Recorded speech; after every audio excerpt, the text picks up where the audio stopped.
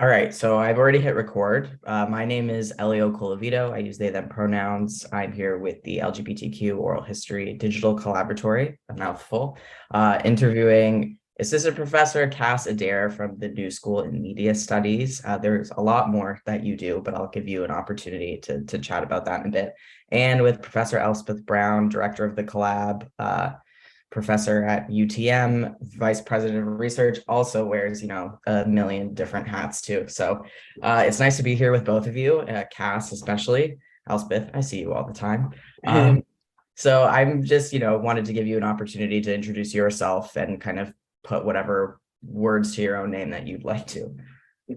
Sure. Hi, I'm Cass or Cassius. I use he, him, his. I am a radio producer. I'm a humanist. I'm an educator, and I have a PhD in English. Right now, I'm teaching media studies at the New School, so I'm a full-time academic right now, which is a little bit weird. It's like at some point I thought I'd quit that career path entirely, sort of out of consternation and and rebellion, and then I'm kind of back in the fold. So I have a sort of like inside outside relationship to it, I think. And I work on a lot of different projects. I do a lot of freelance work from my days when that was my only income stream, and also because I enjoy popping into a project and not having that be my entire life for a decade like a normal academic project is, and because they pay better, so I like that too. And I also love like working with student projects. I'm teaching a class called Storytelling Across Media right now, which is about um, it has a sort of vague title, but my idea is to try to help students create processes for making media that are less bad than the normative media making processes that they would learn in the industry. Some of that is replicating industry processes. So you have to write a budget for this thing, even though you know and I know it's all fake, right? But then also being transparent about that. Yes, this is a fake budget. Yes, this budget will be cut because no one is funding the arts, right? So like, how do we talk through those contingencies? And I'm also going to increasingly be teaching more sort of like seminar style university courses. So that's the sort of arc of what I'm doing right now. I'm happy to answer questions about any aspect of any of what I do. I will say I'm doing less sort of like oral history or interviewing style work at this moment. But the larger concerns are still part of my practice and on pretty much every level. Awesome. Yeah, you mentioned that you enjoy popping into a project, doing your thing, and kind of getting out of there before you get a little bored. And so I am curious about the Tretter Transgender Oral History Project and the work that you did on Transcripts, the podcast. Sure.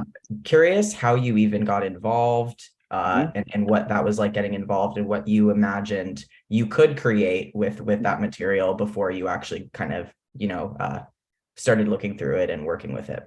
Yeah, that's a great question. So I was working in a 9 to 5 job in the public humanities in my home state. And there are parts of that job that were really good, and there are parts of that job that were really bad. And I didn't know yet that I was a person with a kind of ADHD where being in the same room for 8 hours is very bad, makes me feel incredibly terrible. And I didn't know that because I'd never done that kind of job before. So I was in the same room for 8 hours and just like losing my mind. And part of what I would do when I was losing my mind was like Google or like search for other ways that people are making knowledge. So I was working on a show that was interviewing faculty about their research, which is like a really cool idea. And I love that. But I was only allowed to interview people within the state of Virginia at public schools. So that's like one limitation. And we also made a show on a weekly basis. So it was sort of like, which sounds fast to academics, but is actually very slow. So you could be like done with all of your work and for the week in like a couple of days or a couple of hours, or you could make all of your August shows by June, right? And just be like working way ahead. And again, this is like the opposite of the brain that I have. Like I want to do things quickly. I want to sort of do things chaotically. I want to do things at the last minute. And I was just sort of like no offense to my colleagues or the project, but I was bored. And it wasn't because I was so good at it. It was because it wasn't a good temporal fit for me.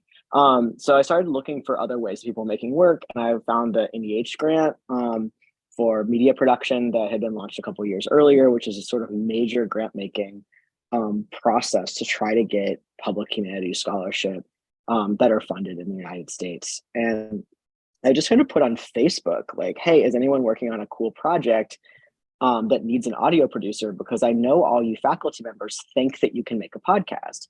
But and you all are assigning podcasts to your students, but like as a professional in the field, like I know you can't. Like I know that it's really hard. And you think that that people want to listen to an hour of a professor talking, and like your students who are paying tuition don't want to do that. Why do you think anyone would do that willingly, right? So like, please, like, will anyone partner with me if you have cool material, but you need someone who like knows how to edit a thing into a story? Like, please jump on. And randomly, like Myrl Beam, who I had met, I don't even know when. I mean, we have lots of sort of friend-to-friend connections. Was like, oh yeah, I work at this oral history archive. We have so much raw tape. We're still collecting a lot of tape. And that sounds like a great idea. We missed the deadline for the NEH grant because it turns out it takes a year to apply for a major federal grant, which like I didn't know because I was a baby. But we still had enough conversation between the two of us that we could apply for private funding, which we did, and we won a startup grant, hilariously from the Tawani Foundation, which I will tell you some of and not all of the process around that. And we were able to sort of jump in with seed money, basically, to make a single episode, almost as like a proof of concept, and work with the existing material in the Tretter, which had been collected with the prior oral historian, and then the current material, which Myrl was in the process of collecting. So it was a mix of extant archival interviews and sort of in-process interviews. And I worked primarily, I think, for that first episode with the archival material. And then for the second episode, a little bit more with shaping and framing interviews as they went in. Although Myrl was really responsible for things like interview questions, like I had a little bit of input in terms of like how to extract narrative beats from an oral history interview, because those are different types of training with different types of values. And they're both, I think, very useful values, but you have to make this sort of transparent, like, why is interviewing for storytelling different from interviewing for oral history? And we worked a little bit collaboratively on that. What else can I tell you about that process? Do you want to know sort of like technical, like how we built the thing? Like Sure, go ahead. I mean, I actually like telling the story because it's different from, if I were to make a public radio story, I would say, here's my idea for a story. I want to interview these 3 people. And it's going to be 6 minutes long, and, it's going to have a beginning, middle, and end. And I would know going into the interviews the function of that interviewee in the story. So I would say, I'm doing a story about abortion access. I know I want to talk to somebody who is an abortion provider, and I want to talk to that person because I want to know what it's like to be an abortion provider right now. And my thesis of the story is it's hard. So I need to have somebody who's got a really sad story talking about how hard it is to be a provider right now in Texas or whatever. And you wouldn't pitch the story unless you knew what the point of that interview would be in the larger narrative prior to calling that person on the phone, right? It's like, right. That's how the process works. What I loved about working with this tape is I didn't know why these interviews were conducted. They didn't have a through line. They didn't have a prior narrative valence to them. And so it felt a lot more like I was getting, and I know this is like a problematic idea, but like a sort of authentic relationship to the tape or relationship to that person, rather than knowing that the interviewer was driving at a certain question. So we laid out all of the interviews in their transcribed forms and just coded them like a social scientist was looking for keywords, like color coding certain ideas. Here's where everybody across 7 different interviews talks about housing. Here's where everybody against around 7 or 8 different interviews talks about parents or something.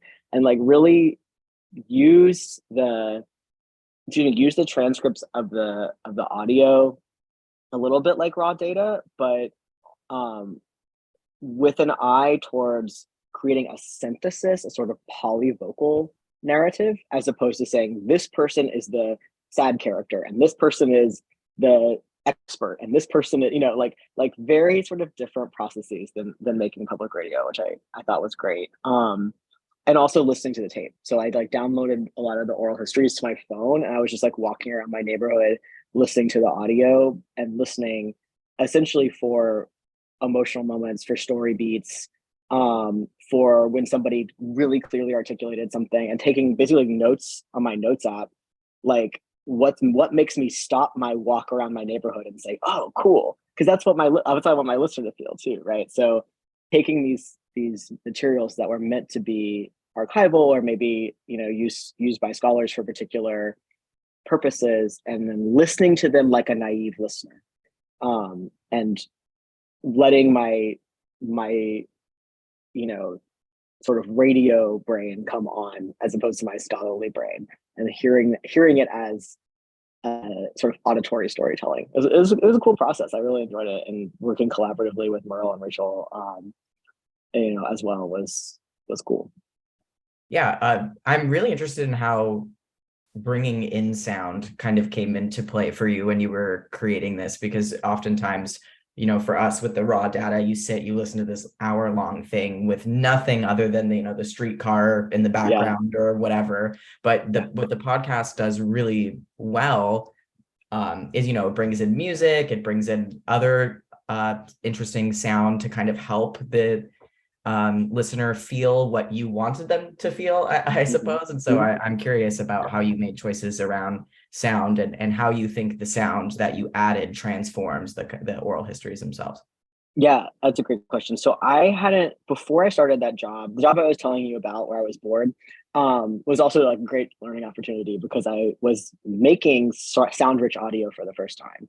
So if you're working in like an interview-based show on a public radio station, it's like, we're going to bring in City Councilman Jenkins, and he's going to talk about, the new parking structure. And you don't put music underneath that because that would obviously influence how prospective voters in our deliberative democracy are meant to feel about, Councilman so-and-so and the parking lot, right? It's like, it's an element of editorializing that you do not put specifically into certain genres of radio making. And those genres of radio making that are sort of non-editorial are often the beginner genres. You don't get to make sound-rich audio until you're like a little higher in the ranks a lot of the time, not all the time, but a lot of the time. So when I got my full-time audio job, I was finally able to make sound-rich audio features, which meant kind of on the fly, learning how to do scoring, learning how to do mixing, learning how to bring in archival audio. And I practiced that with a piece of audio that I made with Dr. Samantha Rosenthal in Roanoke College, who would also be an interesting person to talk to, somebody who has a lot of oral histories. And she was she and I had a lot of conversations about tone and music in that show because it was a story about rural queerness and also a community that had experienced an act of anti-queer terrorism in early 2000, and it had a lot of media coverage around that particular shooting that was based on, oh, these rural queers are these tragic victims. And when I first reached out to her about reporting on her community, she was basically like, no, like, you can't cover this. We don't want to talk about this shooting. It's just trauma for no reason. It makes us all victims. Like, it's bad. And it was a really good sort of introduction to the way that the sort of affective framing of a story can break relationships within a community. And so that was a lot of what I went into with the Transcripts project, was like, okay, I don't have this like one particular informant who was saying, hey, if you don't want to annoy all these guests, don't do sad music, right? I had to kind of like steer that shit myself because I had so many different voices that I couldn't have like one particular collaboration there, right? It was because I was looking for polyvocal. I was like, well, somebody might want to be the sentimental victim, but somebody else wants to be a survivor and a hero. So what tone do I go for? I hired a trans sound designer who's a friend of mine named Ariana Martinez, and they are really smart about the sort of politics of sound in ways that I'm still sort of learning to be, but they just already are. So we had a lot of conversations about the way that sound can produce sentimental values around certain types of subjects that we really wanted to reject. So you may or may not have heard public radio stories or radio stories about the sad queer teen in Louisiana, and there might be acoustic sort of raindrop guitar sounds, right? While they're describing how hard their life is.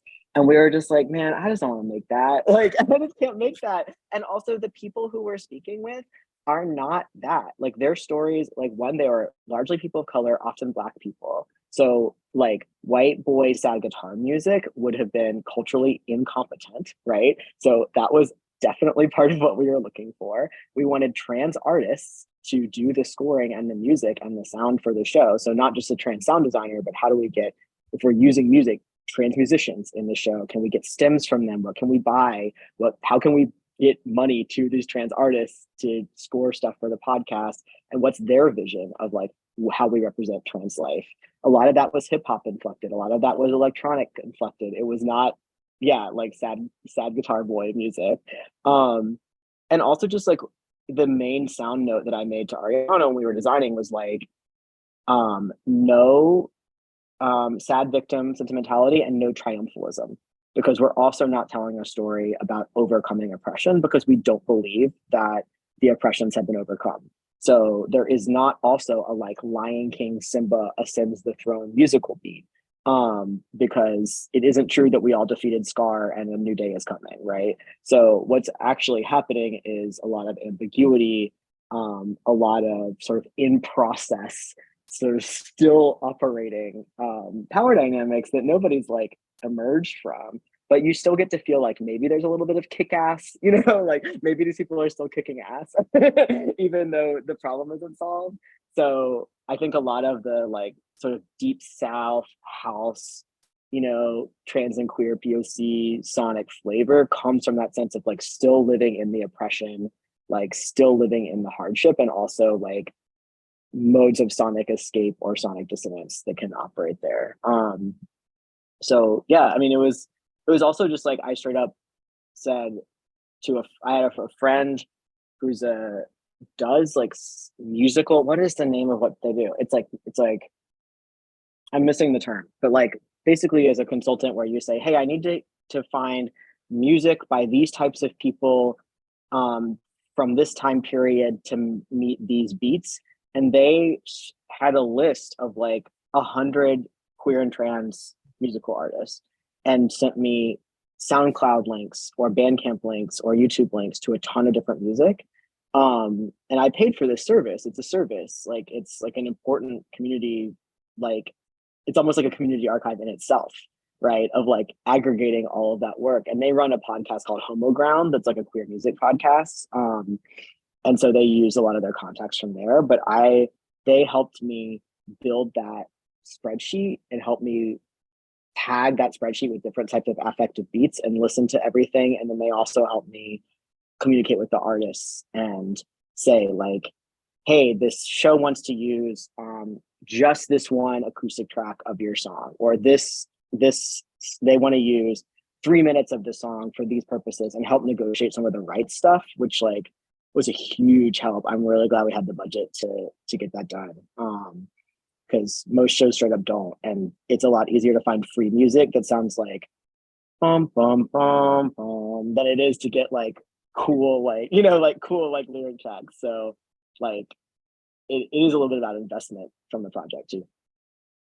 Yeah, that's awesome. It definitely came through in the listen as well. I think you did what you set out to do with that. But you talked a little bit about the politics and ethics of accurately representing these folks with the proper scoring and music. But I am curious about kind of opening that up a little bit and thinking about your thoughts on representing those voices in podcast form, open access at all, and what kinds of deliberations you made in your mind as you were creating the podcast with that kind of in the periphery. Yeah, I mean, we, compared to other media projects, the layers of review for this project were highly significant. I mean, most of the time a media outlet can approach you and say, hey, can I get an interview for this thing? And you say yes, and then you're like, and that's the consent, right? That's what consent looks like. And for like if I'm being interviewed about is Elon Musk bad, and I'm like, in my opinion, yes, Elon Musk is bad. Like, what are the stakes of that? Like, his followers might like whatever me, but I'm not like making myself vulnerable to certain types of specific harm. Or I might, but I personally probably would not incur that kind of harm. But there's also situations where media is interviewing people who are very vulnerable and they don't do the due diligence because media processes are not built to protect vulnerable subjects. They're meant to attack powerful subjects. And so it would make a lot of sense if my idea of my job was, let's go, try to get Joe Biden on tape saying something bad, right? Or go get George Bush on tape to get something bad. I don't want him to review the script afterwards and say, oh no, I didn't mean that, right? And that's how these processes are built. Like in the ideal version of media, the way that we're trained to make media, we're supposed to be, like afflicting the comfortable. We're supposed to be going after power. The problem is when you have one process, one workflow that also applies to when you interview vulnerable people. So it's really under theorized in media circles. I think this is increasingly not true, but like because media thinks of itself as doing a watchdog role where it's meant to push on powerful people, and that is highly understood. If you go to J school, that's what they teach you, right? It's not as good at thinking about what happens if we interview marginalized people, because marginalized people were like, oh, that's what like maybe in the New Deal, we interviewed like poor people, right? It's like, it's a sort of like off-screen thing. And everybody else is an everyday American, right? It's like, we just like don't have this script. So we were very conscious, and this is in conversation with a lot of different folks on radio who are thinking about this, mostly like producers of color, to basically say, if journalism means that the people we're interviewing don't get to review what they said on tape, then we're just not going to do journalism. Like, we're just going to call it something else. Like, that's fine. Like, and I did get, I have to say, like, I go to, like, when I present this work, I'm like, it's not journalism. Like, it's something else, because if it were journalism, I wouldn't have had a bazillion other people like read the script ahead of time. I wouldn't have given every single person who was interviewed like lots of chances to opt out. Like they had lots of chances to bail. Some people did bail. Like, I mean, like it created like a much more chaotic workflow. It made everything take way longer. I get why they don't do that, why they don't do this on the daily news. Like, but it is also like we built a review structure where people I knew from lots of different backgrounds reviewed the scripts. We built a process for having the guests or the interviewees approve this. They'd already given the oral histories, so they already knew what the raw content was. That's one layer of consent. But just because you consent to that doesn't mean you consent to how it's framed and how I and white people, right, are writing text around it to reframe your narrative, even just transitioning from one speaker to another, like how I make that turn. If I say, like so and so, this other person also did this, you might read that and be like, what, this, why are you making a similarity between the two of us? There's no similarity here, right? There's lots of small ways that basic narrative maneuvering, like a transition, like a musical note, like a big pregnant pause, right? Like might actually be kind of fucked up, or just might be misrepresented. So we let them see the script and then we let them hear the rough cut before it was mixed and mastered. So like, basically saying the music won't be as loud next time, but everything else will be finalized. So tell us now before we mix and master, before we basically like lock in all of the, all the volumes and all the levels and stuff like that, like what you need changed. And for the most part, people didn't need to change stuff, which was cool. Like I think with that many layers of review, most people, the reaction we got was kind of like, yeah, sure, you got it. Like, I don't have time for all this. Like, it's your job, Like, I think people were a little bit less concerned than you might have imagined. I think some of that is like, it was deep pandemic. People did not have extra time to like read and review a script for an hour. And like, I don't know, I've been thinking recently about how when I do this as a freelancer, if I review a script and it takes an hour, I send an invoice for $150, right? Like that's the going rate for editorial work. And we did ask people to do it. We paid people a stipend for participating in the oral history project, but that's not like, that wasn't me doing that. That was the project. But we didn't pay people extra money for like doing those layers of editorial review. And like, I can imagine being like, okay, like, why am I supposed to read this like 20-page document for you? Like, or like maybe I might control F my own name and like figure out where I fit or whatever. So I think that there's probably ways that we could have made that process a little bit more robust, but also we didn't need people to tell us all sorts of stuff. We basically just needed to be like, hey, is this messed up? And people would be like, no, it's fine. And that was it. So but it was fun. I mean, it was also made me feel a little bit more safe. Like I'm not putting something out there that's going to ruin somebody's life, or if I do, then we all had the best opportunity we had to avoid that. Right. Yeah, I am. I'm also curious about how you collaborated with Myrl Beam on the podcast, because oftentimes Myrl's voice comes in as this meaning maker that helps kind Yeah. of bridge the sections together. And I was curious Yeah. about what that process working together looked like, and how you guys kind of crafted these narratives together. Yeah, totally. I mean, Andrea also, like, I think that like I was probably the main writer on the project, and I was trying to replicate Andrea and Myrl's voices on the project. So just knowing them and knowing how they talk, and also listening to Andrea and Myrl as interviewers, Mhm. in the raw tape, I got a sense of who they were, so that was helpful. But I had written podcast scripts before, and there's a very specific type of writing that is doing what I described earlier, right? Like, just like so and so also blah blah blah, or like, while so and so was in Atlanta, so and so was in New York. Like just finding the sort of like shortcuts to move scenes, like it's a technical kind of writing. It's like not what they teach you in graduate school, right? Like about how to write. It's like playwriting, right? It's like script writing. So I was the main writer, and both hosts had the opportunity to change things around, to like um, move sections, to rewrite things in their own voice as we were taping. If something didn't sound natural, we had the choice to do a retake of it or to just change the words, right? It's like, do I make this person say it again, but it's my writing, or do I just say what you want, and then we'll edit it in the transcript later, right? But as collaborators that we work together, I think a lot of what you're talking about with sort of meaning making is part of just a shared political value. I think we're on the same page about the sort of like larger contradictions of queer and trans visibility, to begin with, but also in the earlier stages of the project, especially when we were pulling out themes from the oral histories themselves, like we found a lot of alignment in what we wanted to highlight. So even though I was doing a lot of the like literal writing, it was reflective of earlier conversations that we'd had in the early pre-production. And also like, even just writing the grant together, like what's the point of this? Like once you sort of have to write like a bunch of documents about why you want to make a show and why someone should fund it, you should hypothetically be on the same page about the core values, although in reality it doesn't always happen. So it was fine. I mean, I think that it was like a unique process because oral historians don't usually work with media makers as early in a cycle as we did. Like it's not quite archival tape. It's not me going into an extant oral history archive because it's also in process of being produced.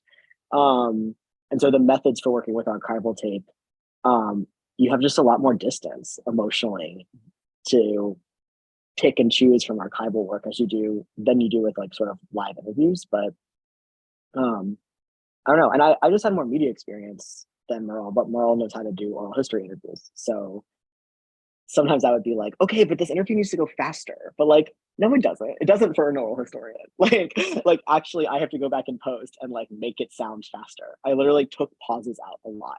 I was like, this person talks too slow. It takes Myrl too long to ask the next question. But like, that's okay. I can edit that. Like I can do that in post. So there's a little bit of me in the background that you can't hear. Like trying to split the difference between Myrl's goals and mine, not in a way that I hope undermines Myrl's, but just sort of being like, okay, it's actually really important for the archive that Myrl has control over the pacing of this interview for its oral historical quality. And I just have to deal with whatever it is on the other side. Yeah, I think we probably have time for one more, so I'm going to lump a few together just so that we get to all of it. But who was your intended audience? Did you reach them? How did you get the word out? kind of as a public history venture? What did that look like? Yeah, I mean, I had sort of two thoughts about audience. I was really hoping for the audience of people who were listening to queer and trans popular content, of which there's sort of a lot. So my friend Tuck makes Gender Reveal, which is a popular trans podcast, and has a good deal of listeners. Like they were able to quit their job because their Patreon made enough money, and I was like, okay, there's like people who are really hungry for like trans representation in this format. And I know because I've taught those people that those people also don't have a lot of historical consciousness around transness, not because they are stupid, but because trans history is so obfuscated in mainstream media. So I thought, okay, who's the person who's listening to like an interview with a cool trans writer or an interview with a cool trans actor, but doesn't know that like, you know, transness as we know it today could also be understood differently due to the collapse of the welfare state, right? Like a sort of like theoretical idea about neoliberalism, right? That isn't going to make it into like an interview with like, I don't know, Cat Fitzpatrick or like a poet or something, which is like great interviews. But I'm like, okay, but I also want you to know like something about how like, you know, visibility in equal employment offices is not the same as liberation. Like, how do I get you there? And so that was like, that's sort of like, I was imagining like 19-year-olds a lot of the time when I was making this. Like the kind of people who show up in my classrooms, like super down with like radical trans TikTok, but don't actually know the sort of longue durée of how we got to where we are. Again, not anybody's fault. Like when I was 19, I didn't know anything, but like the making connections for people who don't have access to those connections prior. And then I also knew because I had partnerships in the radio world that some of this content was going to be broadcast. And it was going to be broadcast to audiences where my former job's show was on the air, which was a national audience in very weird places because their show was free. Most public radio shows, like you pay, like whatever, like your local public radio show pays PRI or PRX to distribute This American Life, right? Like that's an economic transaction. But our show cost $0 for stations to air. So as a result, small rural public radio stations that don't have a lot of money to buy big shows bought our show for $0. Like they literally went onto the show buying website and they clicked buy and it's $0. And that's why that show had a national audience, right? And I knew I was going to, through my connections, put our trans show on that station, like through that channel. So I knew there were going to be small rural radio stations in Nebraska, in Ohio, in Alaska, or whatever, who, because I had this were going to get this show that would never have bought, I don't know, the like WNYC trans special or whatever, like the sort of major, like big city public radio trans specials. And so I was like, okay, I want the 19-year-old who is listening to this because they're like, wow, trans content, or like the, you know, intro to women gender studies professor who's going to assign this to like that audience needs to be there. But like, what about the person who is driving at 3:00 in the afternoon from one part of Nebraska to the other? How does that person hear this story? And we made some really interesting choices. I just decided that that person in Nebraska doesn't get an explanation of what trans means. Like we just decided not to give that person that information. And I think that was actually a hard choice. Because that person might have needed that. And that's totally possible. I don't know that person just turned the radio off because they didn't get where we were. But my ethical compass was, I believe that I can tell a story about people that is compelling, that does not make me say the sentence, being transgender means you don't identify with the sex you were assigned at birth, which is a sentence that when I hear it, I turn the radio off. Like I hate that sentence, not because it's fucking wrong, because it's boring. It's so boring. It's so like limiting, you know? So I wrote the least explanatory show I possibly could, trying to put characters forward who were interesting on their own right, who also didn't ever explain what trans was. So those were the audience. And I don't know how well that worked, but it was much more fun than writing a show that was like here's 12 minutes up top about what it means to be transgender. Which I couldn't bring myself to do. I would have been so bored and annoyed. So basically the whole thesis of this is like, don't do stuff that is boring to you. Quit your job, go do something interesting, and don't make boring content. But I don't know. I think like having that dual audience was a fun way to keep me off of just making comments on like contemporary trans like discourse drama, while also not being too like, I don't know, explanatory and alienating to trans audiences. Awesome. Well, thank you so much for taking the time out of your day to sit down with me and have this conversation. It's definitely given me a lot to think about, something to write about, hopefully, down the line. I appreciate it. Thank you so much.